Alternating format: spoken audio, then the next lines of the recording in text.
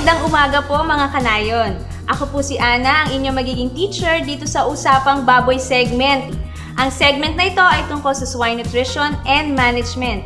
Ibig pong sabihin, tatalakayin natin ang tungkol sa pabahay, tamang lahi, pagpapalahi, tamang pakain at lahat ng ukol dito. Dahil ang layunin natin ay ang magandang simula na pag-uusapan natin sa susunod na 4 na Sabado makatapos. Sa first week po, pag-uusapan natin ang pag-aalaga sa kapapanganak pa lang na inahin. Sa second week po ay ang pangangailangan naman ng mga bagong panganak na biik. At sa third and fourth week, pag-uusapan naman natin ang pangangalaga sa mga bagong anak na biik. Pagdating po sa fifth week, pag-uusapan na natin ang wastong pagpapakain and stress management. So lahat po yan ay tungkol sa mga biik.